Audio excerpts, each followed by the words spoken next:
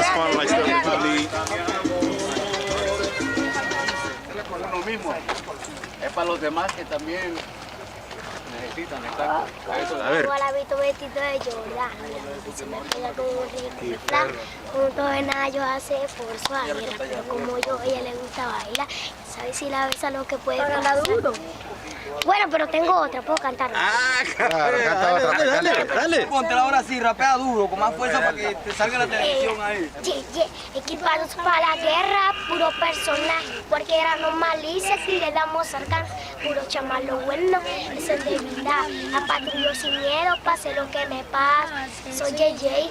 66 y en la foto me combina, me parezco a Lucifer, ando cuidando el terreno, estamos para defender. Usa sus manos si me quieren conocer. Fallando el aparato, al gato, nada más chequeando el dato. Matamos o morimos, son las órdenes que... Ahora paso, ando en la brecha de la Lima, mi patrulla guerrilla, el tiro de Pancholina, mi tita casa la mar, mi tillo a la metralleta, ganché la mirada sin pelea en MSC. Cuenta la gente que se mira una tropa, botó una cena, ahí termina.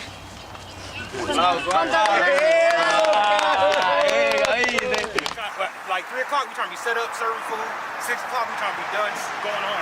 So if I stayed up until 11 tonight, that would be 2 days? No, tomorrow morning it'll be 2 days. Hey, the way them brothers were talking yesterday, we won't be done before then. Yeah, I know. I know. Oh, what time did they kick them out of the immigration center? Did they give you like a... Okay, so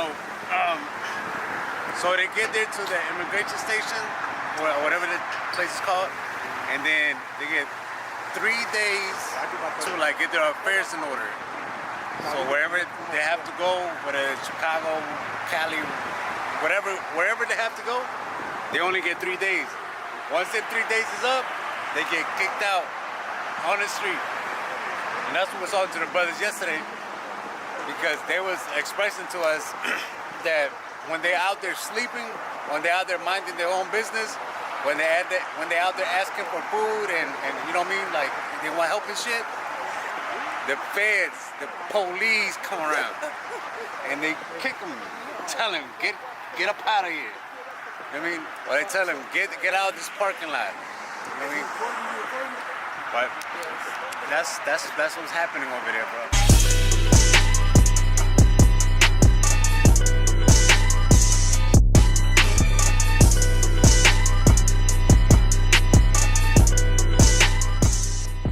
How do you feel about what's going on over with the Hispanic brothers in the immigration center? It's disappointing because you could tell just how disorganized the whole situation is. You know what I'm saying? Like the handling of it is half-assed. You know, they're being thrown out into the wilderness with nothing. You know what I mean? Not given any kind of resources or anything to really hold them up once they get here, once they get processed. And so, you know, this is just a very light, how do I say, a small example of what we're trying to do. And you see the cooking going on, all the preparation, all the clothes that we bring into the table, is we're just trying to give them a bit of brotherhood and hope, that let them know that somebody here does care for them. Because they may be getting the wrong impression when they come over here and they get pretty much processed like they're just another number thrown into the country, right? And so we're here to show them that they're not just a number. Matter of fact, if they are going to be a number, we would hope that they join the school and become part of the 144,000. Then that's a number that's worth being, right? So we out here to let our people know who they are. We're out here to let them know that we love them, we care about them. And there's nothing that's going to stop us from doing that. You know what I'm saying? There's nothing that's going to stop us from doing that. How do you feel about, like, you know, how the police treat them and everything? You know, how they treat them when they kick them in the dirt? You know, they'll be the first to tell you that they're just trying to do their job. They're being told to do that, right? But we know all too well throughout history, the way that they've looked at us is like we're just something to be stepped on, like a cockroach, like a varmint, something that needs to be moved out the way, something that is an eyesore to the city. But this city wouldn't be existed without us. We're the ones that built all the buildings that you see out here. You know what I mean? So for our family to try to come back out here to make a living, to try to escape the turmoil that they're getting from where they come from, man, it's crazy how the police just see them as just, you know what I'm saying? It's like they get thrown straight into the system and treated just like the rest of us here. You know what I'm saying? No special treatment. But if they come from the Ukraine, if they come from Palestine, they come over here, they'll get housing, they get the red carpet rolled out for them. It's a whole different spirit behind how the police treat them. But when it comes to our people, they've been programmed to dislike us because of the media, because of the politics, the politicians, the people in leadership, the people in power are always trying to put a negative light on us. And that's the reason why these people will go and treat us that way.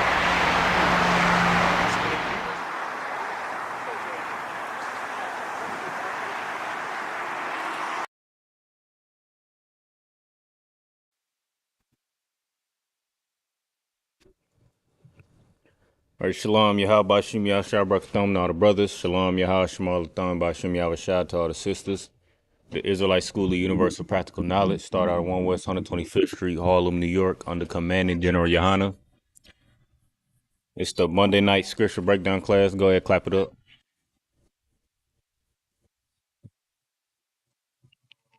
It's the scripture breakdown class in Killeen, Texas, where we break down the scriptures. We answer your questions.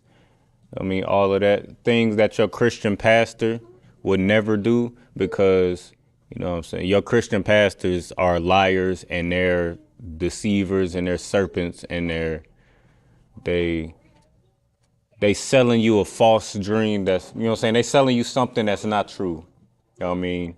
I don't have to tell you all the lies and all the disgusting things that happen in the Christian church because of how infamous and how famous that they've become off of the deception that's going on in Christian church, the lies that they tell, all the adultery, all the child abuse that goes on in the Christian church, all the backbiting and gossip and all the just all the fakeness that goes on in the Christian church. I don't have to tell you about that because they become so famous for all those evil things. So what I'm trying to get you to understand is the Christian church has nothing for you. Like, you can't learn nothing in the Christian church. I know we all, you know, since the Christian church has failed us, we all, blacks, Hispanics, and Native Americans, have turned to becoming what they call spiritual.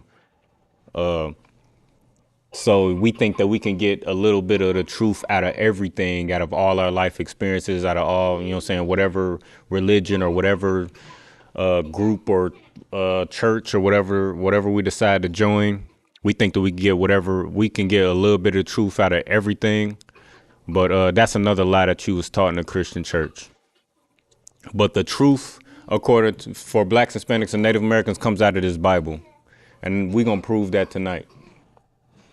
And the reason why your Christian church is full of so much lies and deception and poison for blacks, Hispanics, and Native Americans, and even though there's a Christian church on every corner, no matter what city, what state, what hood you live in, there's a Christian church on every corner in the hood. There's, even if you look in Killeen, Texas, for example, since we in Killeen, if you look in Killeen, Texas, if you step right outside these doors, there's a Christian church right there.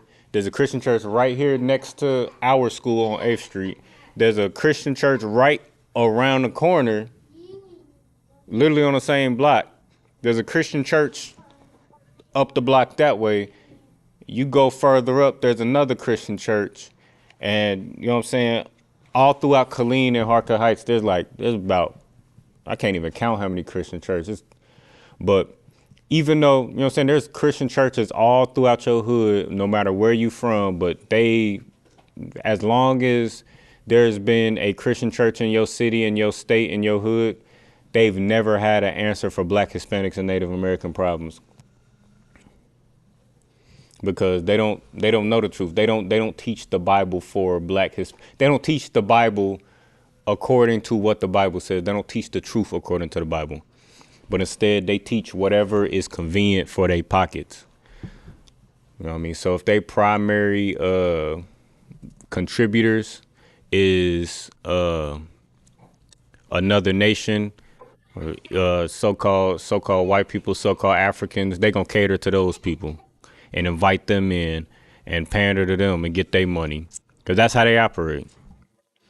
But what you got to understand, and that's how they become so popular, because of that, because they're driven by money and by numbers.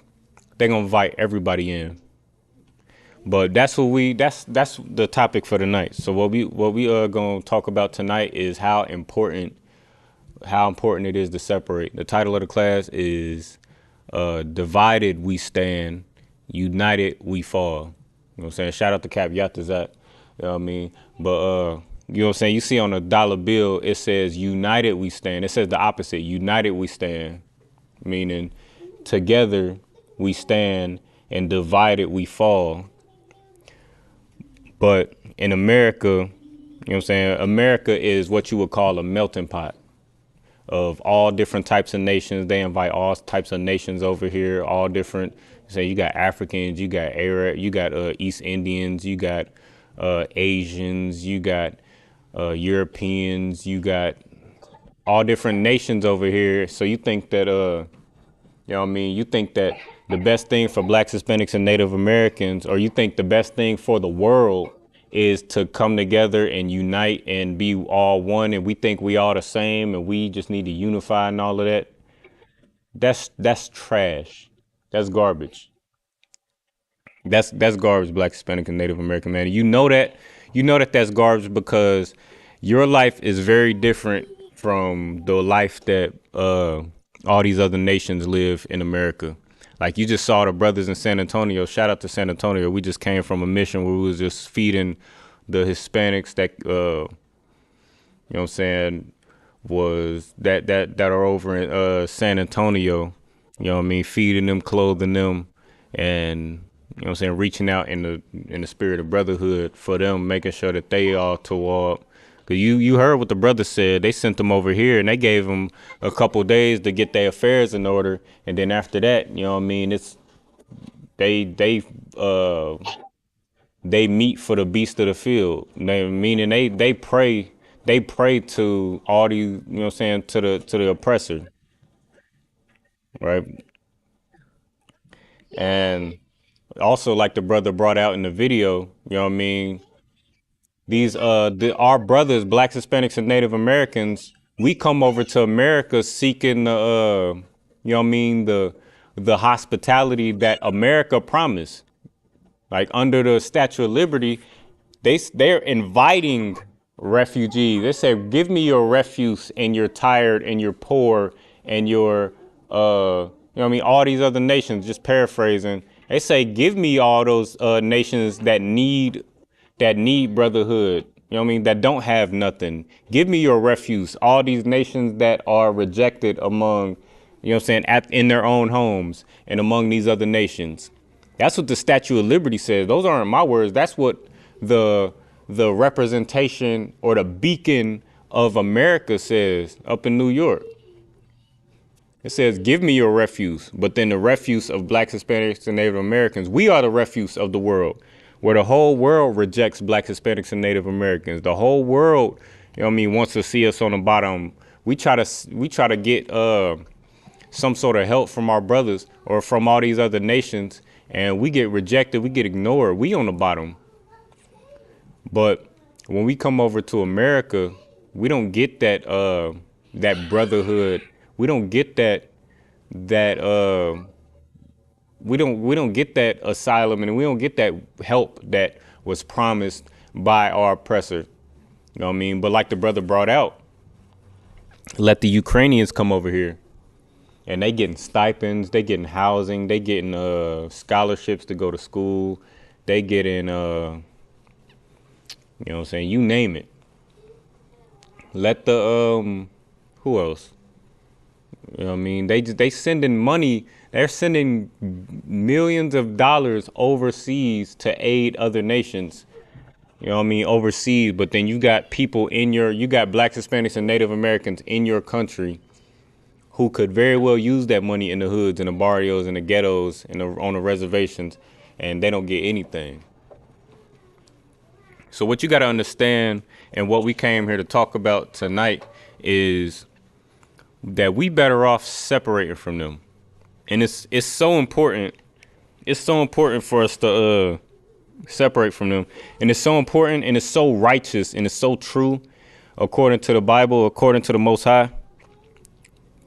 And it's all throughout the scriptures. And this is something that your Christian pastor will never tell you in a million years. You know what I mean? For the sake of their pockets and their gain. But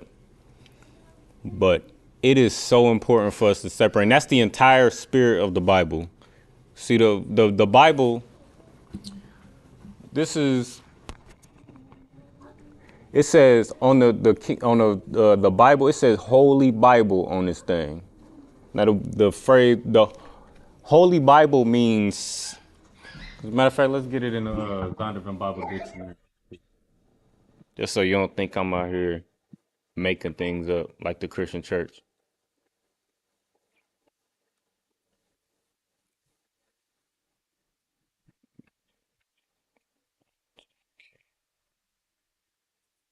So lock you.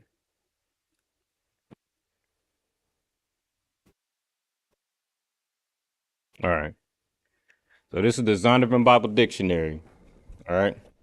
Zondervan Bible Dictionary. And this is the definition of holy or holiness.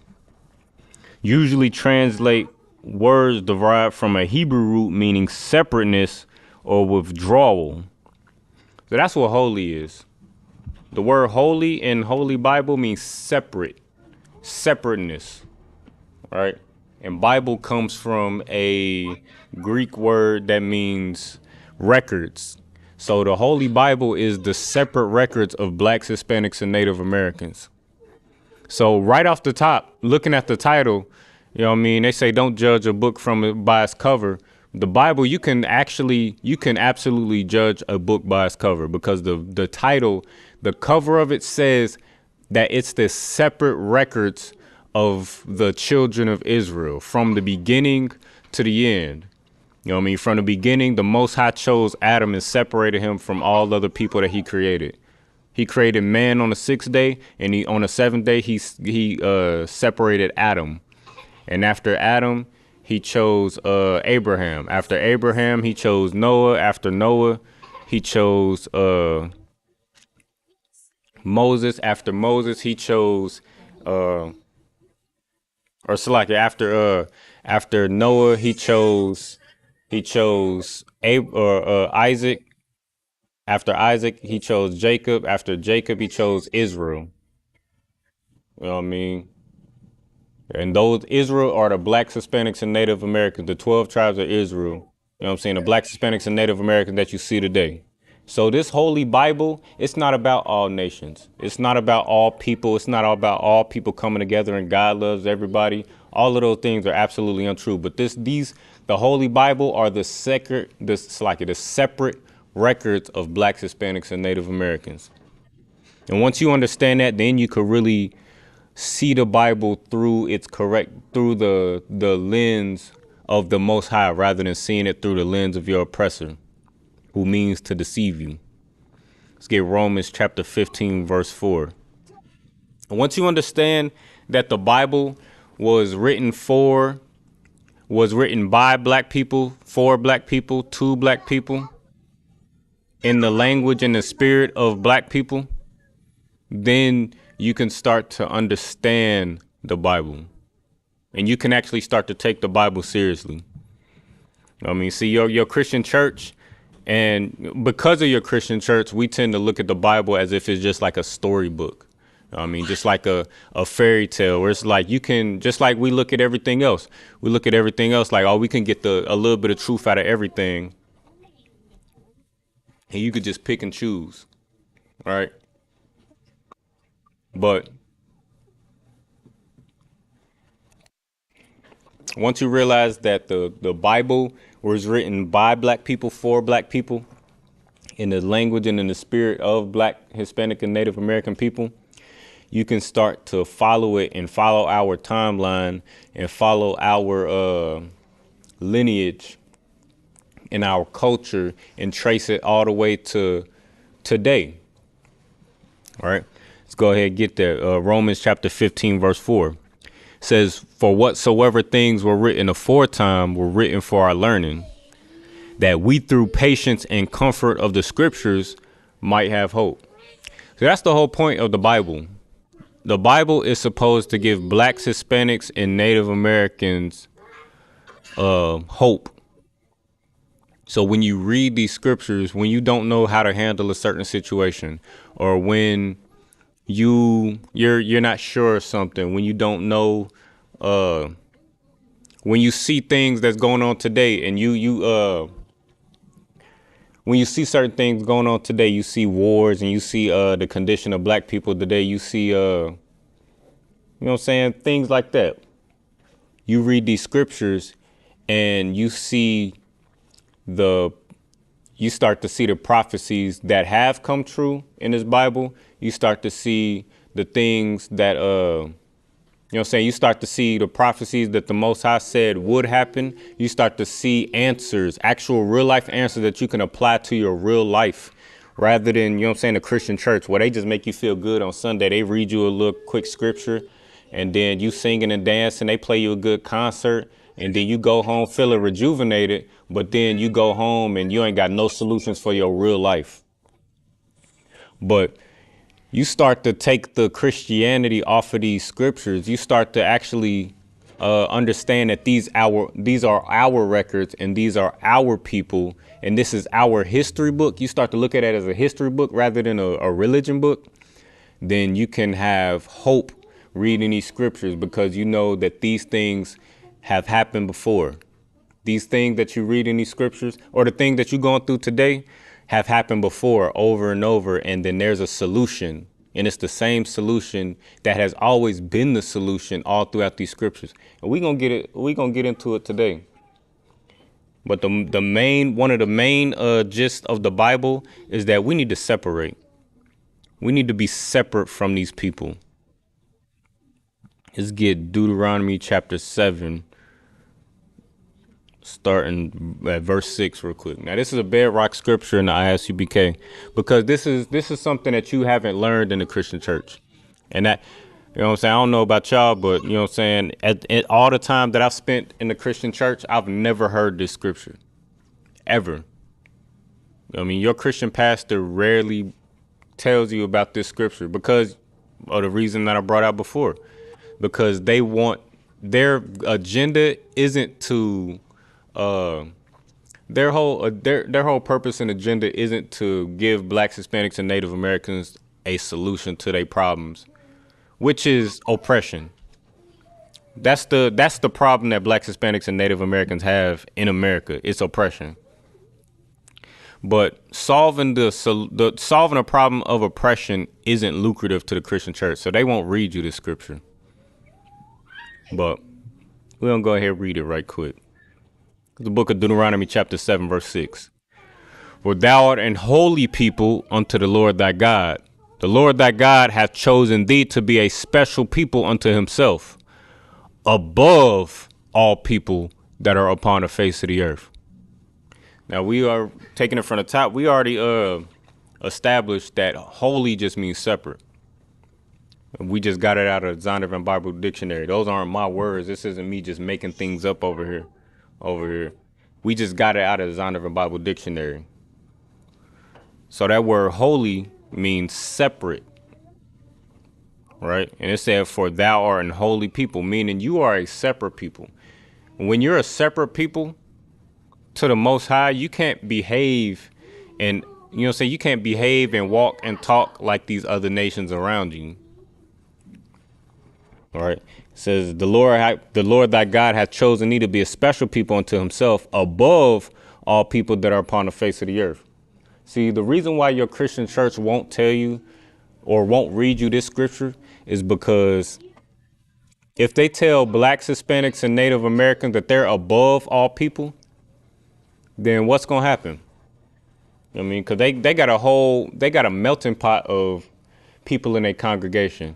So they got a whole melting pot. They got so-called white people. They got Africans in their congregation. They got Arabs. They got Chinese people, Japanese. They got a a whole melting pot of people. But if you tell in front of this entire congregation that blacks, Hispanics, and Native Americans are above all other people, what's gonna happen?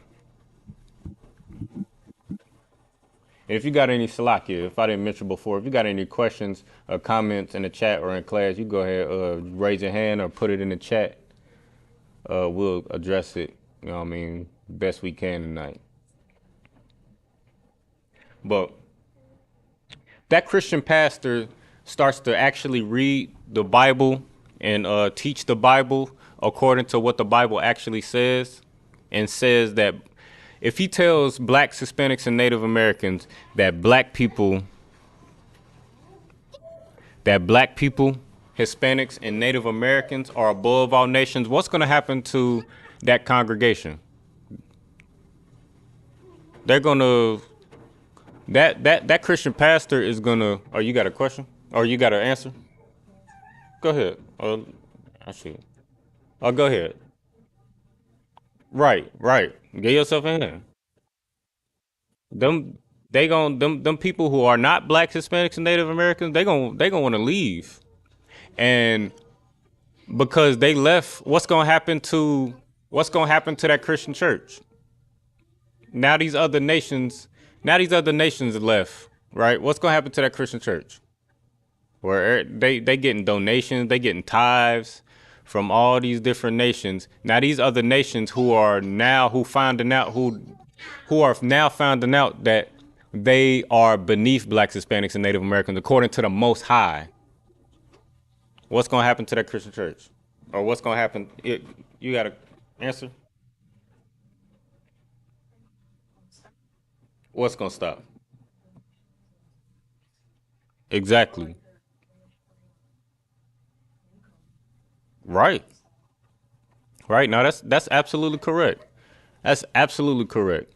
That mainstream of income is gonna stop, just like the sister said. Like, because the poor of the world are blacks, Hispanics, and Native Americans, because we are being oppressed in this world, in this nation. So, I mean, blacks, Hispanics, and Native Americans go to the Christian church just to get a reboot. I mean, you've been getting stepped on at your slavery. You've been getting stepped on in your household. You've been getting stepped on in the world. You know what I mean? You can't drive your car without fear of getting pulled over and something diabolical happening to you. So blacks, Hispanics, and Native Americans, we just go to the Christian church just for a reboot so that we can get through the week.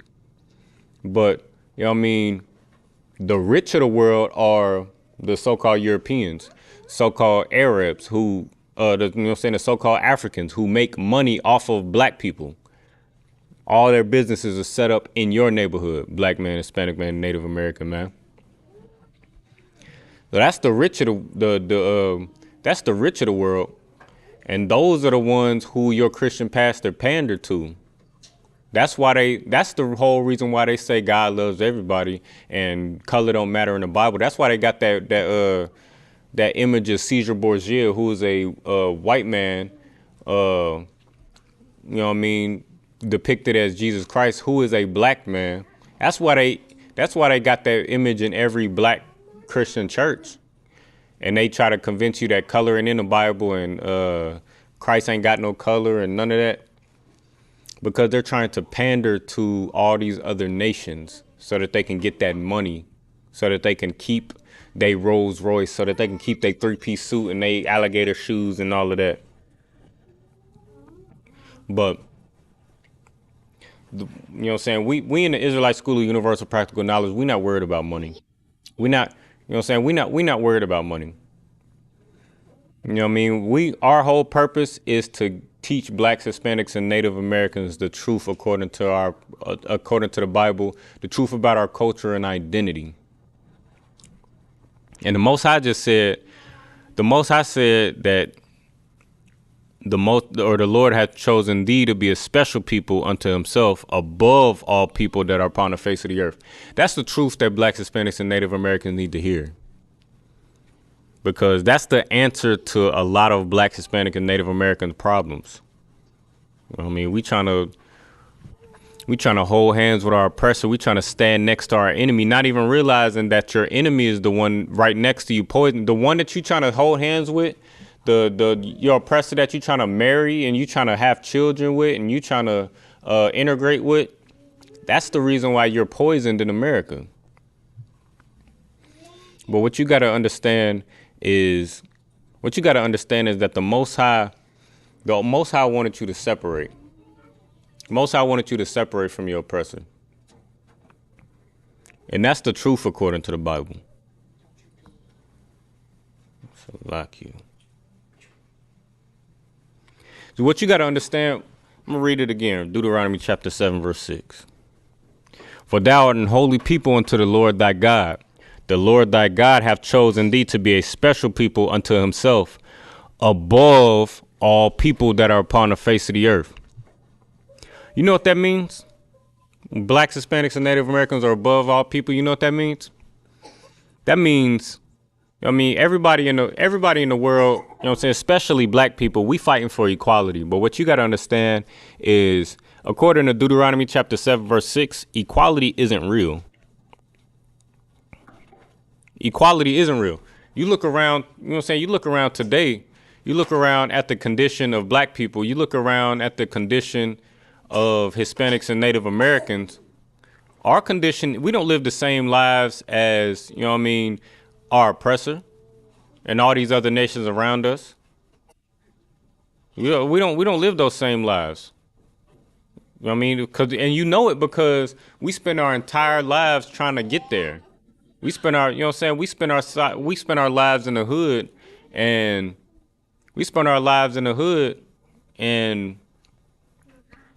we might, I'm being transparent, you know what I mean? Even like take, you know what I'm saying? Since we in Texas, you take Killeen, Texas, on this side of Killeen, Texas. You look around, you see the condition of the people in Killeen. Especially downtown Killeen. Brothers and sisters is, pushing around carts full of trash, barely making it, barely getting by. You got tents set up, brothers and sisters sleeping in tents and in in sleeping bags and all of that. And then drive up to Harker Heights. It's a totally different living experience.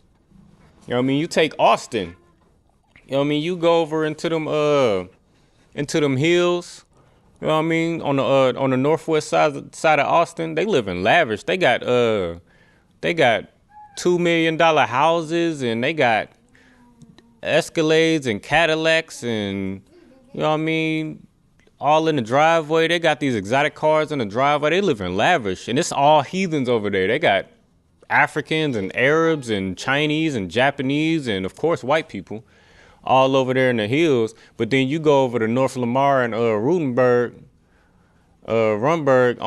in Austin, and it's all Hispanics, in the bodegas selling fruit, on the side of the road. The lifestyle is not the same. So that shows you that equality is not real. But you know what is real? Oppression. Because again, you get out there in your vehicle and you get to riding around trying to handle your business. You won't even, you might have all your papers together. You got your license, registration, insurance. You ain't got nothing illegal in the car. You ain't doing nothing illegal. None of that. You free and clear. But let a police car pull up behind you. I know, us by now, let a Ford pull up behind. Ain't even gotta be a police car. Let a Ford pull up behind you. Let a Chevy pull up behind you. And we get the examining, like making sure it ain't no police car. Cause we're in fear for our lives because we know that equality isn't real, but oppression is. And then the thing about it is, the rich of our own people try to convince black people that it's not real. The rich of our own people try to convince our own people that oppression isn't real.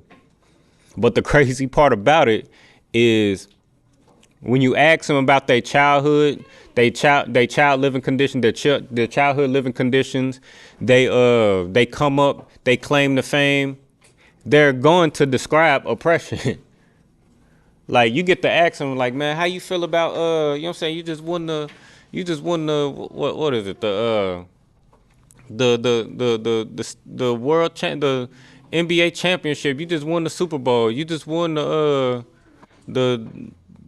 what they calling in soccer. You just won. You know what I'm saying? Whatever it is, you ask athletes, or you know what I'm saying. You got your rappers or your entertainers. They win their awards. And you're like, you just won this, that, and the third. How you feel? You know what I mean?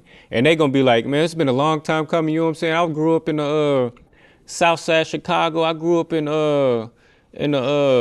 East Atlanta. I grew up in you know what I mean, Third Ward. I grew up in this, that, and the third. They get to describing the hood. You know what I mean? They get to describing oppression. Yeah, we was eating syrup sandwiches, even in the music. Yeah, I was eating syrup sandwiches, and you know what I mean? I was eating the Vienna sausages out the can. And the rich of our people, you know what I mean? They describe oppression when they make their achievements. They're like, yeah, I came from oppression and I made it here. But the rich of our people will try to, you know what I'm saying? Uh they when they get in front of them cameras and it's time to talk about, you know what I mean, how they got to where they at, or what, you know what I'm saying, what it takes to get where they at. They try to make it seem like, you know what I mean, oppression isn't real. All right, but that's what you got to understand. Like, that's what you got to understand, that oppression is equality doesn't exist according to the Bible. We just read it just now in Deuteronomy chapter 7, verse 6. Equality doesn't exist, but oppression is very real. And what you got to understand is, if we're connected to these other nations, or if we continue to cleave to these other nations and try to unify with these other nations, then we're doomed to fall. We're doomed to suffer under these nations. We try to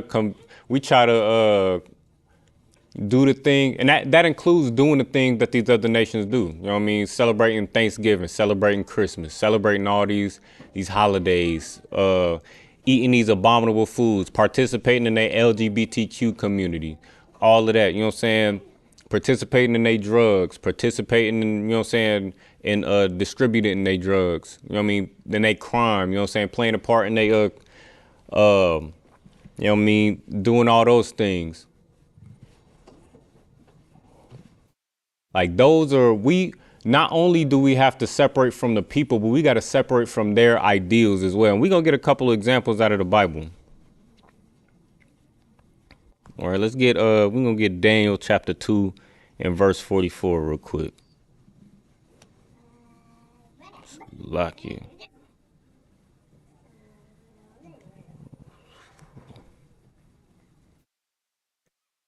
All right, this is the book of Daniel chapter 2 verse 44. And in the days of these kings shall the God of heaven set up a kingdom which shall never be destroyed. And the kingdom shall not be left to other people, but it shall break in pieces and consume all these kingdoms, and it shall stand forever. And this is the prophet Daniel, you know what I mean, breaking down a vision to who was this? I believe the king of Babylon, Nebuchadnezzar, right? He's breaking down a vision, right? Now he's having a vision about all these other nations, the Babylonians, the Assyrians, the Grecians, the Romans, and he's breaking them down in order. Like, first the Babylonians gonna rule, and then the Babylonians gonna get overtaken by the Assyrians, and then the Assyrians, then the Greeks gonna start ruling. And then after the Greeks, you know what I mean, the Romans is gonna rule over, and each nation is stronger than the other. All right. And then it says, and in the days of these kings, meaning all these nations that I just named, shall the God of heaven set up a kingdom which shall never be destroyed. And this kingdom shall not be left to other people. Meaning the Most High, this kingdom that the Most High is going to set up, is going to be the kingdom of blacks, Hispanics, and Native Americans. And who we just read in Deuteronomy chapter 7, verse 6 is above all people, according to the Most High. And after this, after the Most High sets up this kingdom for blacks, Hispanics, and Native Americans, it says, and the kingdom shall not be left to other people. Meaning after the Most High sets up this kingdom for blacks, Hispanics, and Native Americans, this kingdom isn't ever going to fall into the hands of any other nation ever again. So you're not going to have to worry about it being ruled, you being ruled by the so-called oppressor, so-called Africans, so-called white men, the so-called Arabs, the so-called East Indians, the so-called, you know what I'm saying, all these other nations. You're not going to have to worry about being ruled over by another people, because this kingdom that the Most High is going to set up is not going to be left to other people. But it shall break in pieces and consume all these kingdoms, and it shall stand forever. So again, this kingdom is going to stand forever. I mean, but what we got to do is come back to our culture, our laws, statutes, and commandments.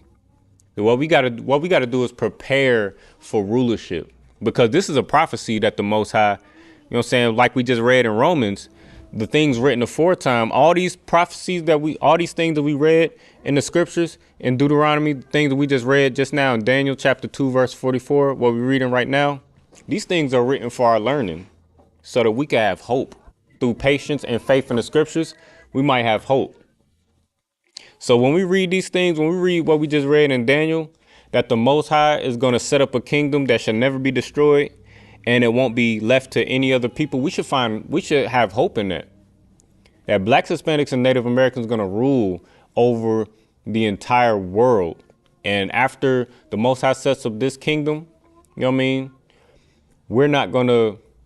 this kingdom isn't going to be left to any other people, and it's going to consume all these other nations. Meaning all these other nations are going to have to be going to be beneath blacks, Hispanics, and Native Americans in this kingdom, like it said in Deuteronomy chapter 7, verse 6.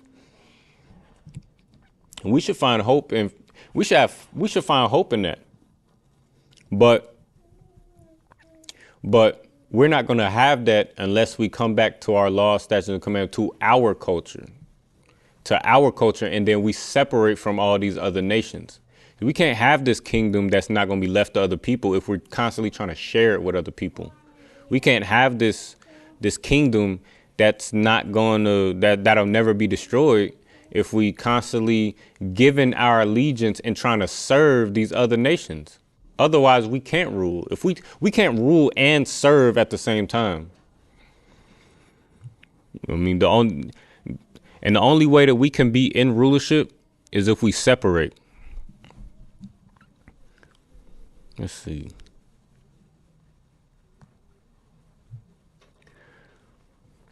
Now, the most important, now we're going to get, let's get Lamentations chapter 1 real quick. See, what we've been talking about this entire night, is that these scriptures is written for our learning. This is our history book. You know what I'm saying? These are the separate records of blacks, Hispanics, and Native Americans.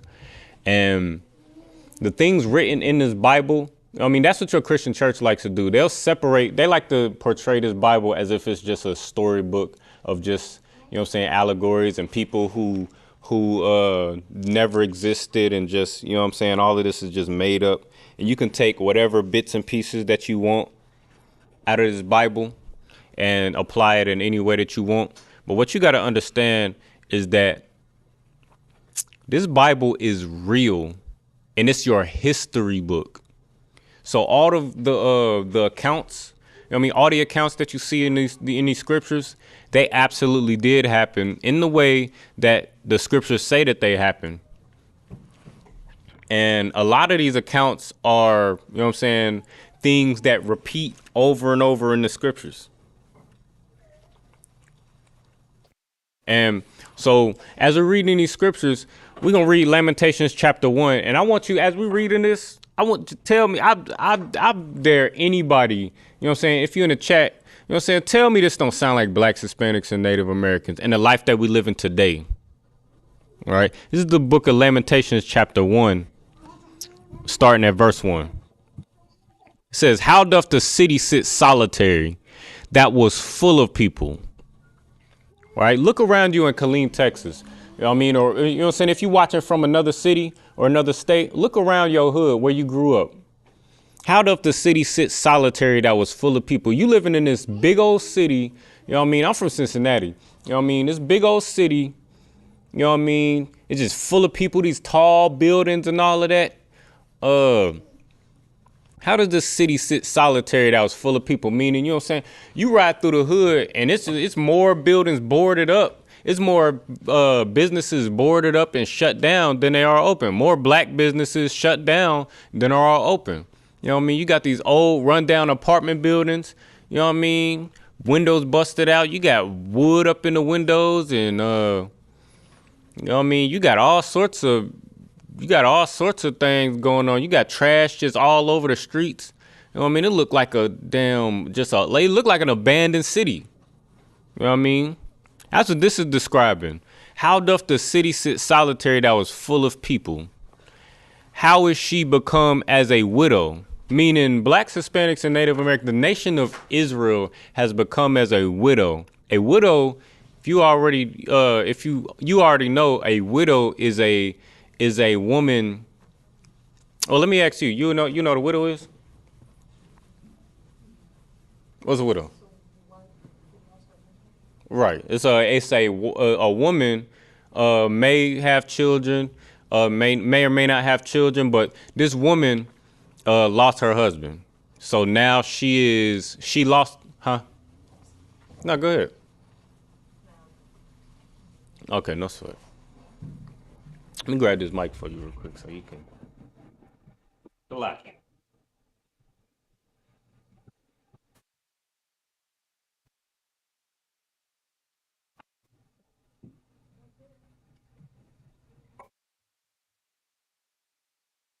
Mic check.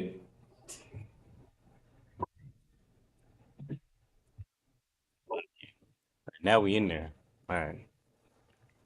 So, well, a widow is a woman, like the sister said. A widow is a woman without a husband. Now, back in those times, you know what I'm saying? A woman was fully dependent on her husband. You know what I mean? To you know what I'm saying, to protect the household, obviously to raise and be an authority in the household. To go, you know what I'm saying, to chop wood, chop trees down, chop wood for fire, to go and hunt and bring back food for the household. That was the role of the husband. But you a woman without a husband, but you got all these mouths to feed, you in trouble. That's how that's how the prophet Jeremiah, through the words of the Most High, is describing the nation of Israel. It's saying, how is she become as a widow? Meaning blacks, Hispanics, and Native Americans have become naked. You know what I mean? As a woman without a husband. You know what I mean? Without the means to provide for themselves, or we have to go out and we are left without the means to be able to fend for ourselves. We just left out naked, open for, you know what I'm saying? We pray to every beast of the field, like the scriptures say. She that was great amongst the nations and princess amongst the provinces, how has she become tributary? Meaning we were supposed to be the ruling class. Like we just read in Deuteronomy chapter 7. We're supposed to be the ruling class. We supposed to be above all nations upon the face of the earth. You know what I mean? These other nations are supposed to be tributary to us. Meaning if you're tributary, meaning, you know what I mean? We paying these other, you know what I'm saying? These other nations supposed to be paying us. They supposed to be paying tribute to us. They supposed to be, you know what I mean? Giving a portion. They supposed to be working for us. You know what I mean? And they bring whatever they work, you know what I'm saying? Whatever they put their hands on, whatever they do in our kingdom, you know what I'm saying? We reap the benefits of that. And if we want to throw them a little bone, you know what I mean? That is what it is. But they supposed to be paying tribute, paying us. But now the nation of Israel has become tributary to these other nations. Now tell me that don't describe blacks, Hispanics, and Native Americans. You know what I mean? How we supposed to be the most athletic, the most talented, the most entertaining, the biggest, the strongest, the fastest, the most good looking, all of these different things. You know what I'm saying? But you know what I mean, we reach some sort of, what's it called? Some sort of fame in this country, in this world, and we end up paying tribute to our oppressor. You know what I mean? No matter how high up you think you're getting in this country, you know what I mean, your oppressor finds a way to take all of that glory and all of that, all of those riches away from Black, Hispanics, and Native American families and households. We have become tributary to these nations. Verse 2. She weepeth sore in the night, and her tears are on her cheeks. Now look around. Like I guarantee you, if you step right outside these doors in Killeen, Texas, right here on 8th Street, downtown Killeen, you know what I'm saying? You look to your left and to your right, you gonna see blacks, Hispanics, and Native Americans. Like, I see the faces of blacks, Hispanics, and Native Americans, and it makes me, it lights a fire under me, man. When I see the condition of blacks, Hispanics, and Native Americans, when I see these old ladies and older men, you know what I'm saying, walking around hunched over, they backs hurting, you know what I'm saying, look like they done worked hard all their life. You could just see on their face, man, that they just, every second of the day, they on the verge of, you know what I'm saying, they on the verge of tears, or they on the verge of, they ready to take somebody's life, man. Just the condition of our people, man. You know what I'm saying? Seeing the faces of our Hispanic brothers that we saw in San Antonio the other day, man. Just seeing on their face, man. You could just see the pain and the weariness on their faces, man. You could just see it. I mean, that's you know what I'm saying? We weep, you know what I'm saying? Our people are weeping sore in the night, and her tears are on her cheeks, meaning you can see our pain on our face right then, and you can see our pain. You know what I mean? That's the reason why we getting high. You know what I mean? We like to think that we just like the feeling of being high or being drunk or being, you know what I'm saying, being whores or whoremongers. We just like to, you know what I'm saying, you name it, whatever lust that our people have, you name it. We like to frame it as if, or we just like how it feels to be high, how it feels to be strung out on pills and all those different things. But that's us weeping. The truth about it is that blacks, Hispanics, and Native Americans, we get high and we become alcoholics, and we, you know what I'm saying, our sisters abort our children, not because we don't want to raise families, not because we don't, you know what I'm saying, we just love being drunk and high and all those things, but it's because we oppressed. And the pain of living in America as a black, Hispanic, and Native American is so severe and so excruciating that the only way that we can get some sort of relief out of this hell is to light up a blunt. That's the real reason. That's us weeping. That's us weeping right there. Us, how we strung out of our minds, or how our sisters, you know what I mean, how our sisters turn to, you know what I'm saying, getting that quick buck on that stripper pole, or being a bottle girl, or OnlyFans, or whatever the case is. You know what I mean? Or how brother is in a club every night getting, you know what I'm saying, getting lit out of his mind. You know what I mean? That's us weeping right there, because we are in such excruciating pain. We can't spend a sober day.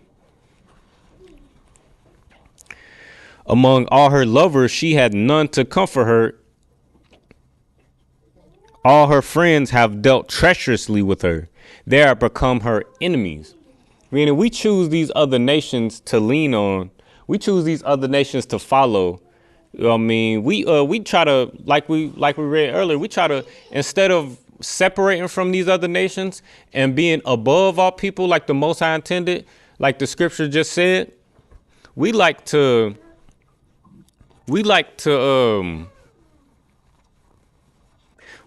join ourselves to all these other nations. Now, the metaphor is the Most High, through the prophet Jeremiah, is comparing us to a woman, right? The nation of Israel. And it says, among all her lovers, she hath none to comfort her. Meaning all her lovers, all the nation of Israel's lovers is all these other nations, Christianity, all these philosophies, Christianity, Kemet, Egyptology, astrology, what's the word? What is it? The zodiac signs and the horoscopes and being spiritual and the crystals and the collecting rocks and you know what I'm saying?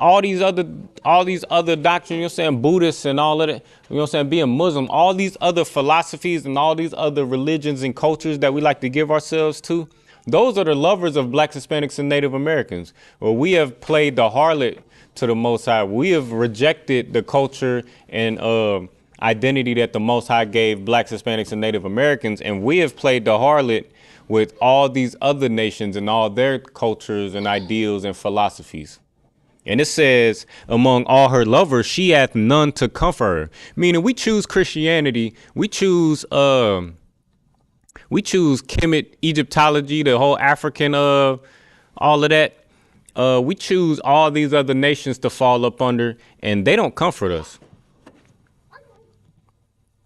We choose to call ourselves American, African American, and America does not comfort blacks, Hispanics, and Native Americans. You know what I mean? We choose to be a Muslim, and the Arabs don't comfort blacks, Hispanics, and Native Americans. We choose to be Buddhist, and the Asians do not comfort blacks, Hispanics, and Native Americans. We choose the military, and the military doesn't comfort blacks, Hispanics, and Native Americans. The police force, we are not comforted by any of these lovers that we run to, any of these other nations that we run to and decide to play the harlot with. And all her friends have dealt treacherously with her.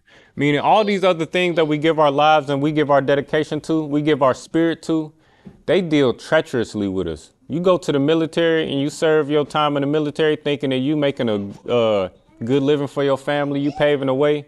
And you come home, you know what I'm saying, from fighting in this war that has nothing to do with you, and you end up injured and you end up losing your family that you wanted to keep together using the military or using a police force, using whatever, you name it. You know what I'm saying? You trying to better your life by joining yourself to all these lovers, all these different philosophies and all these different nations, and they deal treacherously with you. You come home and you can't get no, you know what I'm saying? Your insurance ain't no good, and they, you know what I'm saying? Your military status ain't no good.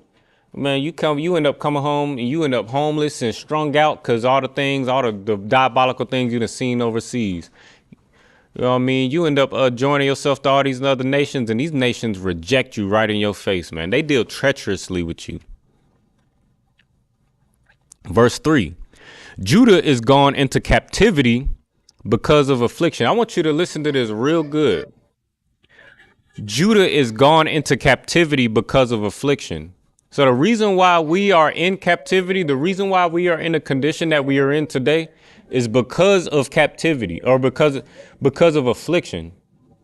Meaning these other nations have these other, you know what I'm saying? It's no accident that we are in the condition that we in today as blacks, Hispanics, and Native Americans. Look at what happened to, you know what I mean? Take it back to, you know what I mean? Pre-colonization, just pre-colonization of America, right? You take it back to 1492. You know what I mean? The so-called Europeans came over. You know what I mean? With the you know what I'm saying, them slave ships to scope out the land, and they saw the northern tribe, the so-called Native Americans and Hispanics over here. And they said that we will make great slaves. We will make perfect slaves. And what they did was send more people over here to you know what I'm saying, to unalive and steal from the so-called Native Americans that was over here. And they had a feast about it. You know what I mean? They will feast every single time that they took over and took advantage of blacks, Hispanics, and Native Americans. right? They came over to Africa in 78, or they came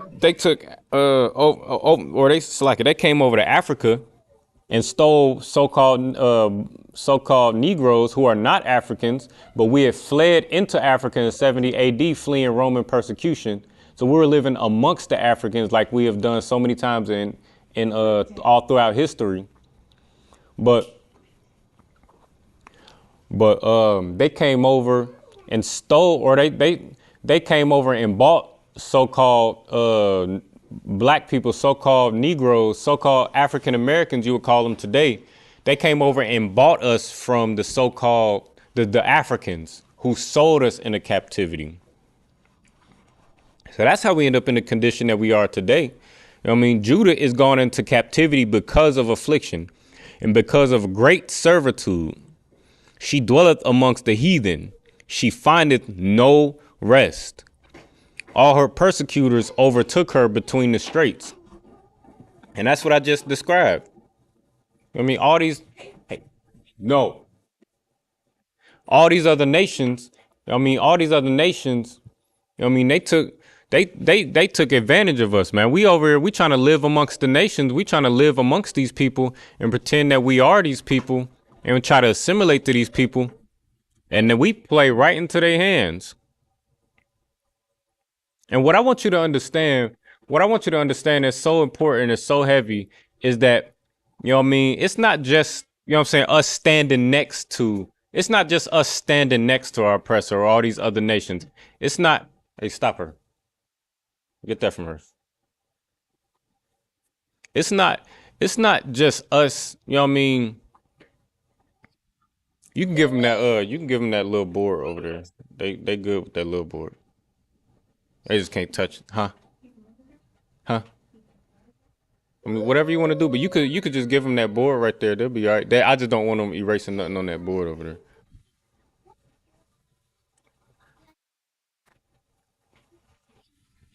But lock you.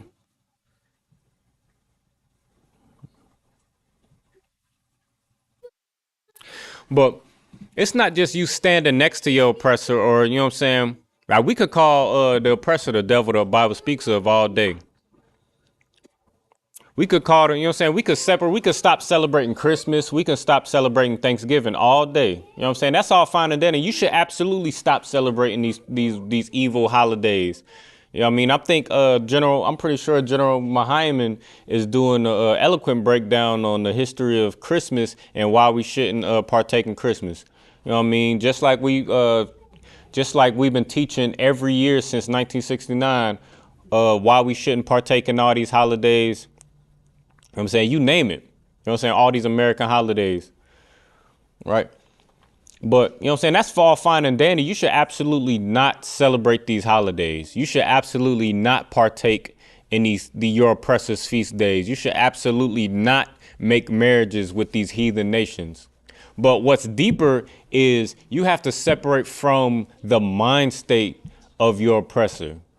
I mean, the things that your oppressor has taught you in this captivity. You know what I mean? Going back to our family structures.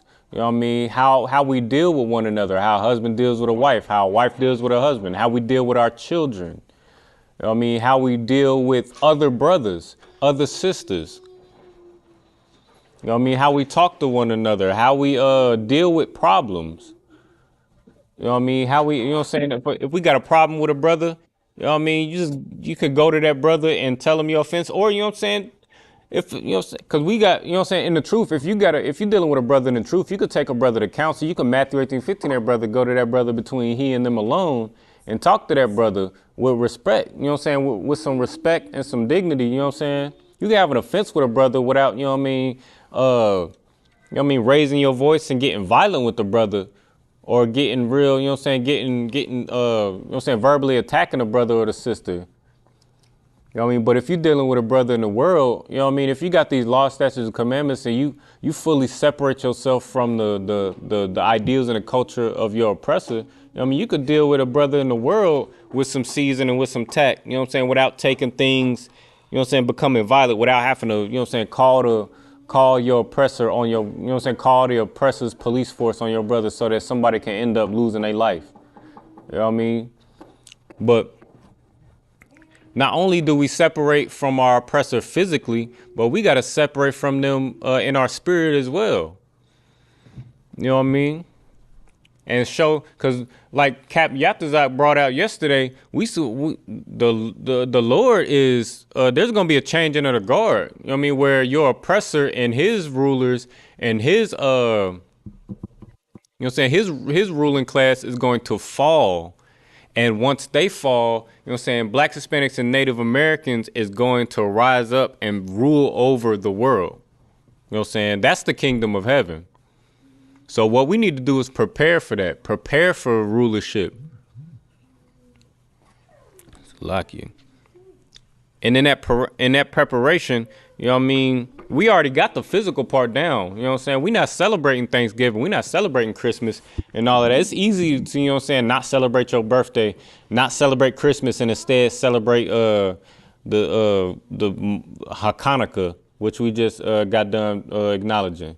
It's easy to not celebrate Thanksgiving but keep the Passover. It's easy to, you know what I mean, it's easy to, you know what I mean, do all these things.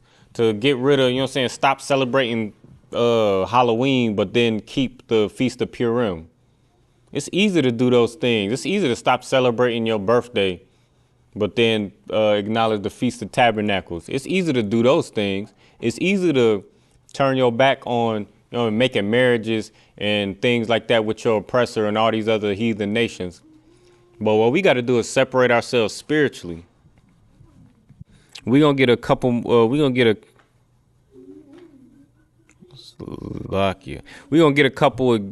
a couple accounts. All right, let's go to, as a matter of fact, let's get Lamentations 2 real quick. See what this is talking about.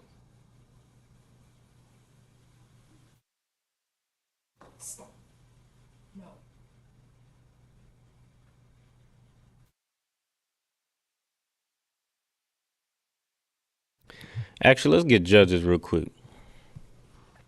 Judges chapter, I think 2 or 3. Let's see what 3 talking about.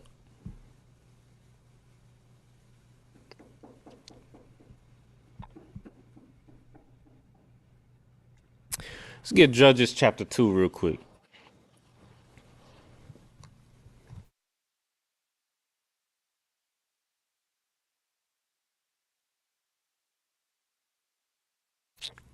We're going to start. Let's get Judges chapter 1. We're going to start at verse 28. It says, it came to pass when Israel was strong that they put the Canaanites to tribute and did not utterly drive them out. Now, in Deuteronomy chapter 7, which we just read, if you read up to, you know what I'm saying, we read Deuteronomy chapter 7, verse 6. Where it says we are above all people upon the face of the earth.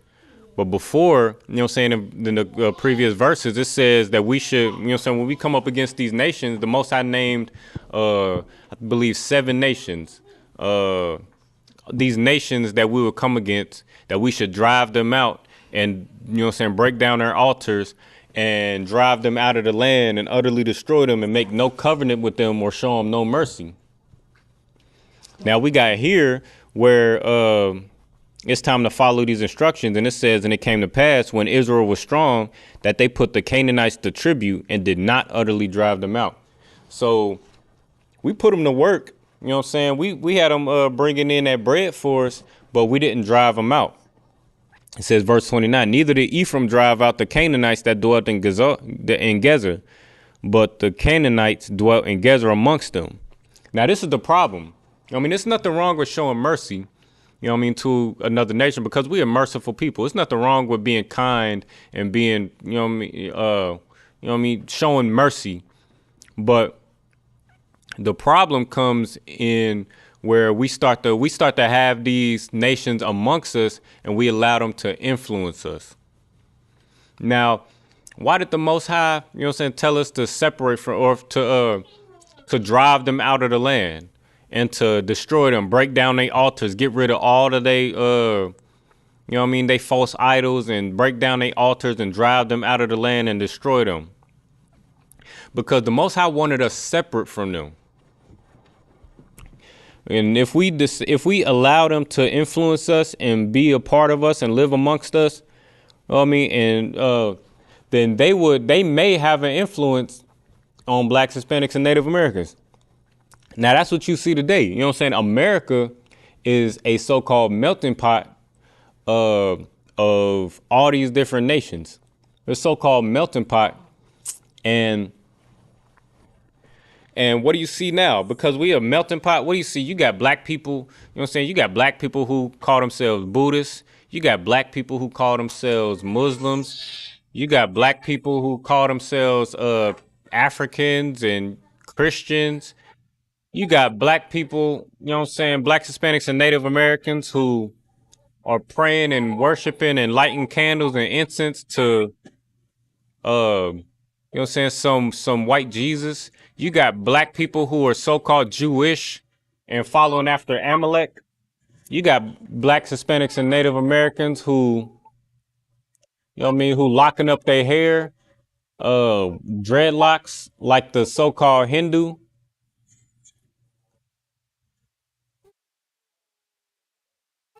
You got, you know what I'm saying, you got blacks, Hispanics, and Native Americans following. We influenced by all these other nations.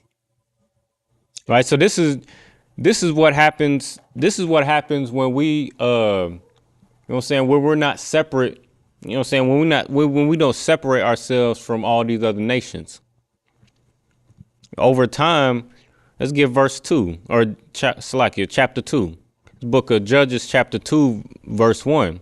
And the angel of the Lord came up from Gilgal to Bochim and said, I made you to go up out of Egypt and have brought you into the land which I swear to your fathers. And I said, I will never break my covenant with you. And ye shall make no league with the inhabitants of this land. You shall throw down their altars, but ye have not obeyed my voice. Why have ye done this? See, this is the angel of the Lord reiterating what the Most High, the instruction that the Most High gave to, you know what I'm saying, to the descendants of Israel when we came out of Egypt. He said that we should, like we just said in Deuteronomy chapter 7, verse 1 through 5, that we should drive these people out. We should separate from them. We should make no covenant with them, show them no mercy, break down their altars, this, that, and the third. But we didn't follow those instructions. So, you know what I mean? So now we had all these nations around us to be an influence to us. Now, verse 3 says, wherefore I also said, I will not drive them out from before you. Meaning, because we decided to show them mercy, because we decided to keep them amongst us and all of that, the Most High said that he's not going to drive them out from before blacks, Hispanics, and Native Americans. But reading on, but they shall be as thorns in your sides, and their God shall be a snare unto you.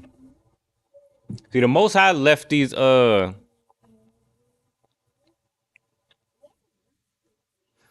Most High left these nations amongst us that we decided not to drive out. He left these nations amongst us to prove us, to see what we would do. You know what I'm saying? To see how we was gonna move. Right? Let's see.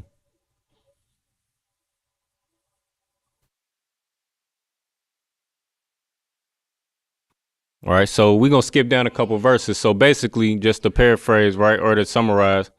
So Joshua, who was the you know what I'm saying, the man who the Lord chose at that time to lead Israel, right?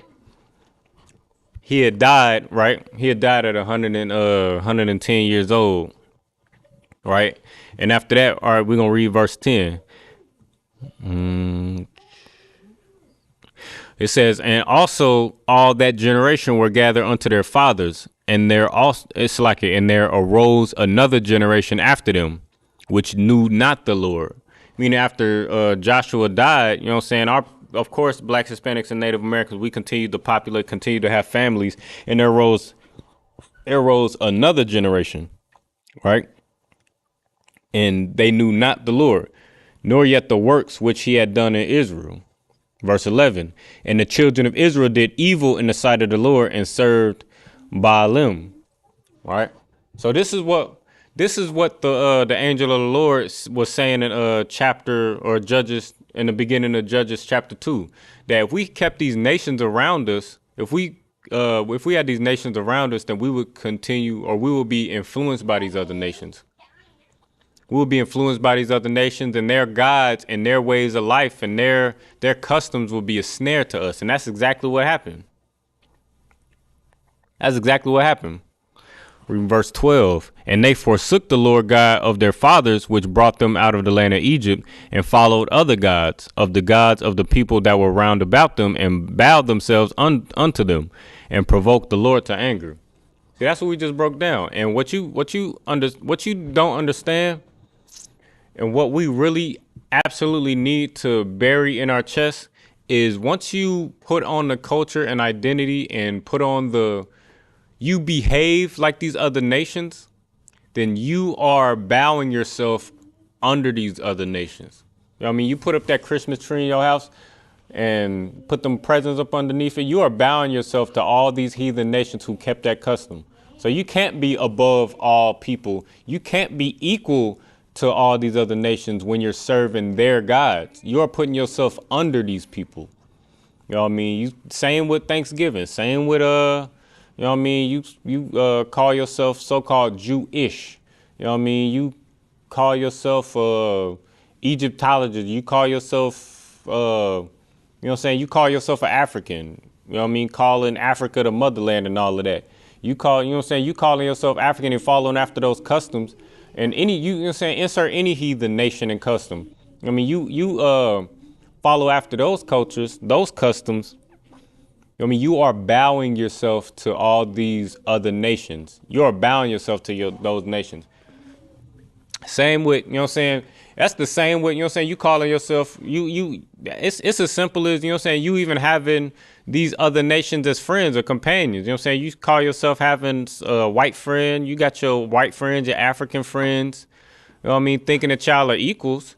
You know what I mean? Dying to go fight in their military, going to, you know what I'm saying, working their police force, you go into their colleges and universities, you know what I mean, keeping their cultures and customs, dressing like them, hanging out with them and all of that. You are bowing yourself to them, because if you are not above them, if you are not separate from them and living a life that the Most High, or you're living the following the instruction that the Most High gave you so that you can be in rulership over them, you are putting yourself beneath them. And that's just a simple fact. That's what we just read in the Bible. Let's see.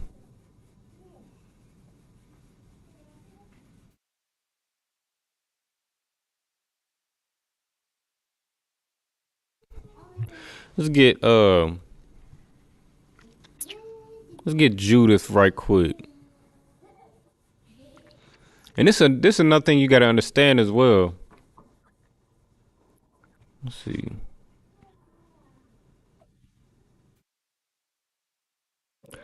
It's another thing that you got to understand about your oppressor. Like, your oppressor is so willing to allow you to join to them. You know what I'm saying? You call yourself a Christian, or you know what I'm saying?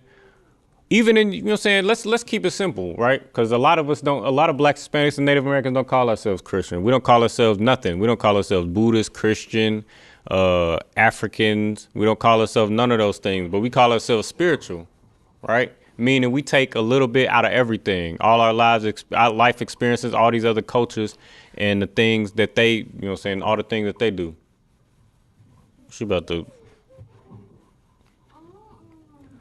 But we call ourselves spiritual, meaning we just take a little bit of this from this culture, a little bit of that from that culture, and you know what I mean, join ourselves to these oppressors. But what you got to understand is your oppressor will invite you to practice their culture. They'll invite you into their Christian church. They'll invite you to practice their culture. They'll invite you and encourage you to, you know what I mean, to put your husband or your baby's father on child support. They'll invite you to get those to get that welfare and all of that. They'll invite you to get that Section 8 and all of that so that you can exalt yourself over your household, so that they can, because they know what happens when you turn away from your power and join under them. We're going to get Judith chapter 5 and Judith chapter 5. We're going to start at verse 1 just for context. Or nah, we going to let me just for time's sake, I'm going to go ahead and run it down. So the captain, you know what I'm saying, Holofernes, you know what I mean, was a heathen captain, right? And in Judith, right, the book of Judith, this I can't remember what nation this is, but this heathen nation, right? They was taking over. They was taking, you know what I'm saying? They was catching bodies all throughout this book, right?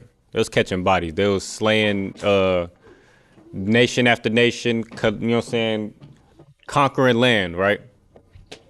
Now, as they conquering and getting strong, Israel, you know what I'm saying, the nation of Israel, we doing our thing, and we you know what I'm saying, we with the Lord, you know what I'm saying, the Lord, we know the Lord with us, so we preparing, we arming ourselves up, preparing for war, right? Preparing to defend ourselves, preparing to, you know what I'm saying, to stand on business and stand on integrity and remain separate from all these other nations.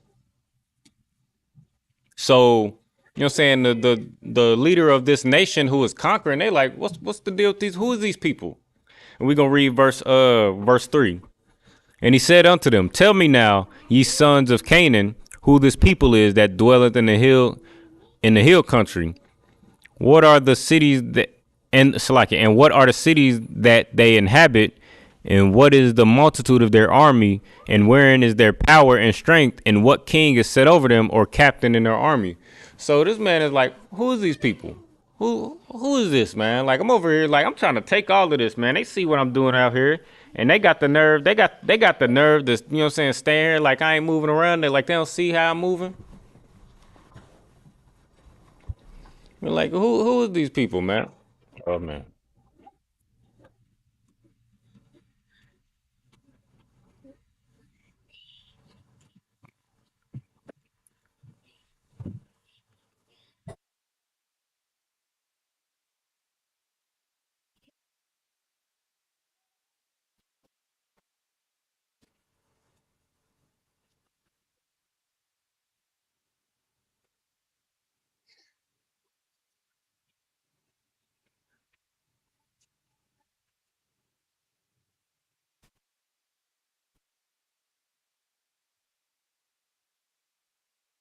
It's a lot, you. But he like, man, who is these people? Who is these people? And where is their power? Where do they strength lie? You know what I mean?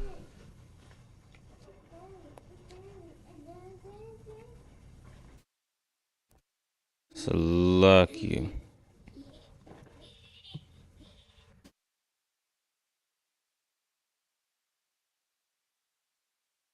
Now he about to get his answer, right? From his subordinate, right? We're gonna drop down to verse 17. This he gonna get an answer from his subordinate. So he trying to find out, like, who are these people? Who are these people? And where they power lie? Like, why, you know what I'm saying? They see how I'm moving out here in these streets, you know what I'm saying, out here, you know what I'm saying, trying to conquer. And they you know what I'm saying, they standing up against him, you know what I'm saying? They preparing to defend their territory, defend their house. You know what I mean? Verse 17, and it says, whilst they sinned not before their God, they prospered, because the God that hateth iniquity was with them. So these other nations is looking at us like, so he's asking like, man, who is these people, man? Like, who are they, man? And how they got the nerve and the gall and the audacity to stand up, you know what I'm saying, to stand in my way, you know what I'm saying? And he like, look, why he basically like this person, this captain, he like, man, look, he like the Most High is with them. They got a power that's, you know what I'm saying, that flushed out the Egyptians, that delivered them out of the hands of the Egyptians, and, you know what I'm saying, this, that, and the third. He running down their resume. And he's saying, why they sinned not before their God, they prospered, because the God that hateth iniquity was with them. Verse 18, but when they departed from the way which he appointed them, they were destroyed in many battles very sore, and were led captives into a land that was not theirs, and the temple of their God was cast to the ground, and their cities were taken by their enemies. So this is what these other nations know.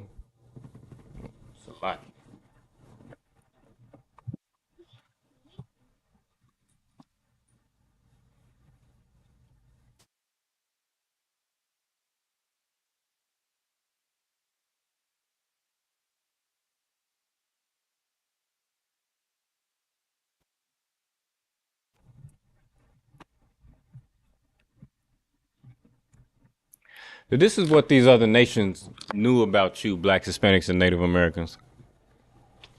They knew that if you followed these laws, statutes, and commandments, and you was following the instructions of the Most High to a T, then the Lord was with you. If you were separated from all these other nations around you, and you didn't fall under, you know what I'm saying, under the what's it called? You didn't follow, if you didn't fall under you weren't seduced by these other nations, then the Most High was with you. And you was able to stand up against any force or any nation, any army that came up against the nation of Israel. But when we wasn't following our law, statutes, and commandments, when we were seduced by these other nations, you know what I mean, following their customs and their keeping their feast days, following after their gods, making friends and covenants with them, making promises with them, you know what I mean, taking on their customs, then we were destroyed in battles. And these other nations was able to come in and spoil us and take our cities, take our, you know what I'm saying, destroy our families like they do today. I mean, that's how they able to come into our neighborhoods and, you know what I'm saying, kick us out in, you know what I'm saying, blazing heat or freezing cold weather.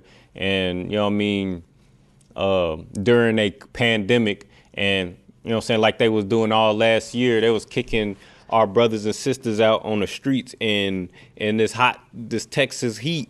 You know what I'm saying? If you up in the Midwest and or in on the East Coast, you know what I mean?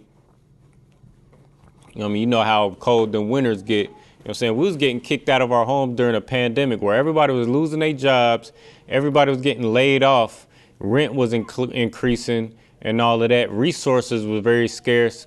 We ain't had no means to make no money to pay our rent. Yet the rent is going up. And because you can't pay your rent during this pandemic, they was moving, you know what I'm saying, the police was knocking on doors to kick people out of their home.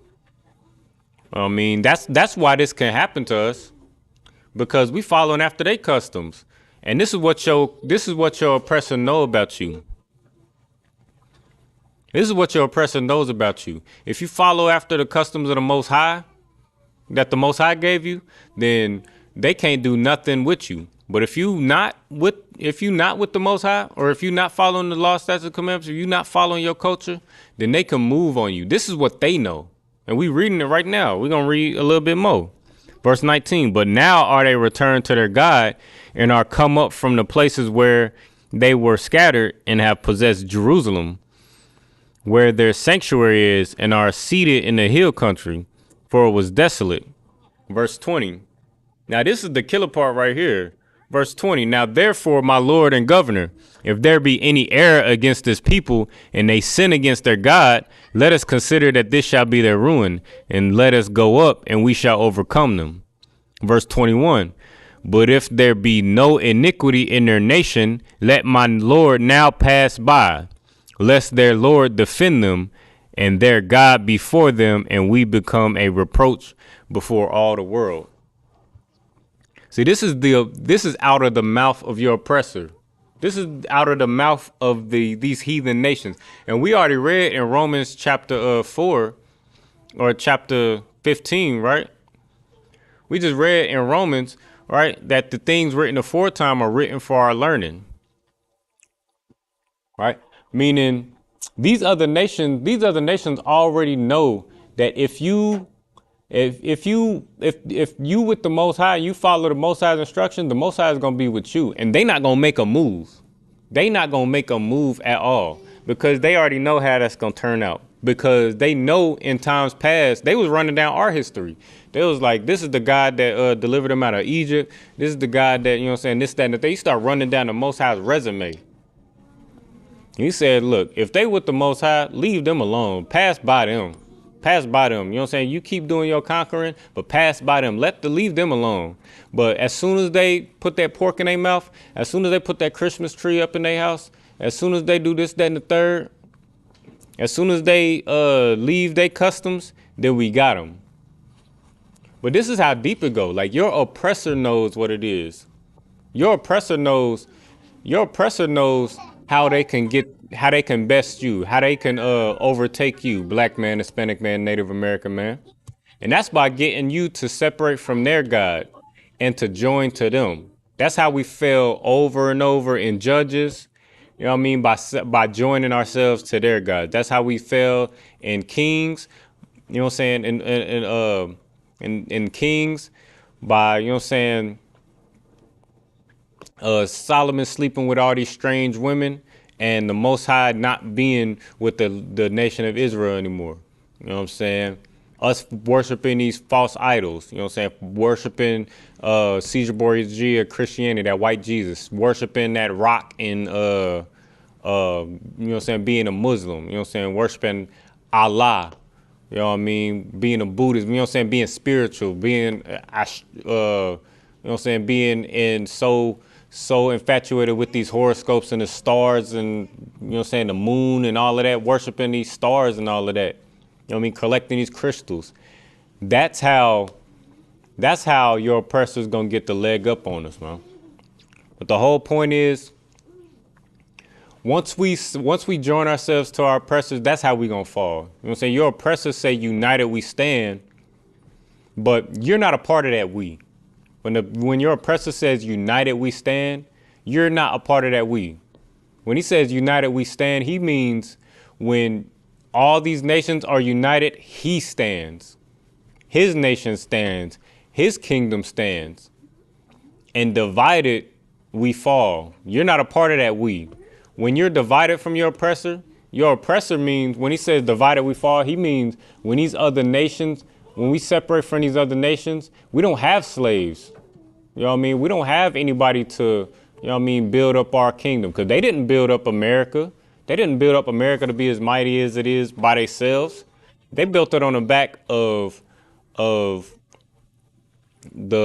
built it on the back and the blood of blacks, Hispanics, and Native Americans who, you know what I'm saying, by the work of their hands and by the end of a whip and by, you know what I'm saying, fear of being lynched and destroyed and having their children destroyed, and by fear of loss of their life. You know what I'm saying? That's how your oppressor built this country. You know what I mean? But what you got to understand is the only way that we going to stand as a nation is being divided from these other nations and coming together as blacks, Hispanics, and Native Americans. Let me see. Let me check this chat. I ain't seeing no questions.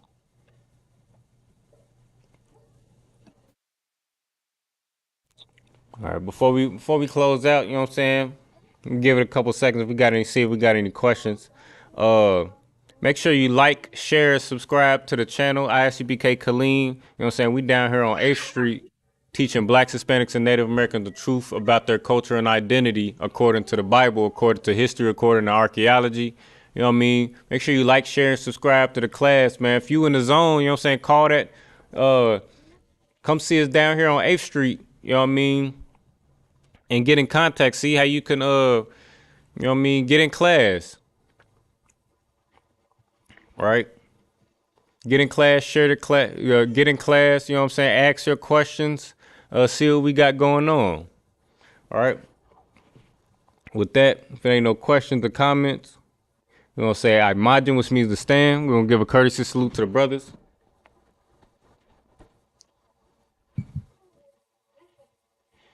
Vizra Majah Shabbat, I imagine, Barak, Yahaba Shimi Al Shabrak Thum, Yajamatah. No, sorry. Give a courtesy salute to the sisters. Vizra Majum Shabbat. Imajum. Barak. Yahweh Shamar Latam Bashim Yahushua. Yajum Matah. Dismiss.